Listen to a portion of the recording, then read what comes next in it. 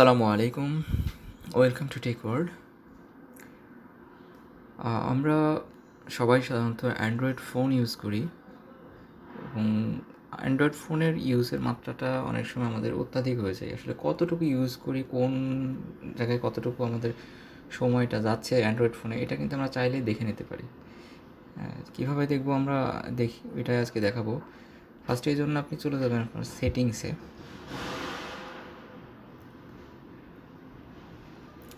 সেটিংসে আসার পরে এখানে একটা অপশন দেখবেন আপনার digital wellbeing and parental controls, এই অপশনটাই চলে যাবেন।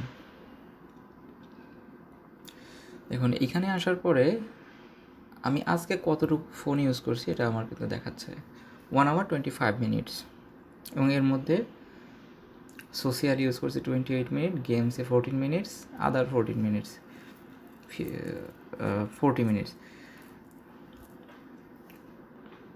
এর মধ্যে আমার সবচেয়ে বেশি অ্যাপ ইউজ করছি ম্যাপসটা 24 মিনিট, ইমো 16 মিনিট, আর গেমস খেলছিলাম 14 মিনিট।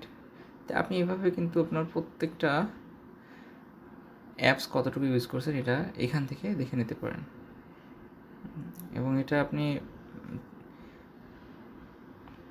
তাহলে আপনি এখানে দেখলে বুঝতে পারবেন আসলে কোথায় আপনার সময়টা বেশি লস হচ্ছে। আমরা সাধারণত বেশিরভাগই ফেসবুক বা ইউটিউবে সময় দিয়ে থাকি। ইউটিউব কতটুকু ইউজ করছেন বা ফেসবুক কতটুকু ইউজ করছেন, আপনার মূল্যবান সময়টা আসলে কত নষ্ট করছেন কোন জায়গায়, আপনি চাইলে এইখানে এসে দেখে নিতে পারেন।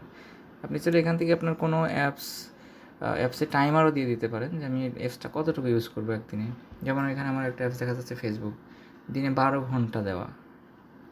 আসলে এত 12 ঘন্টা তো দেওয়া যাবে না, আমি এমনিতে দিয়ে রাখছি। আপনি হয়তো এখানে দিয়ে দিতে পারেন যে ফেসবুক আপনি দিনে 1 ঘন্টা ইউজ করবেন অথবা আধা ঘন্টা ইউজ করবেন।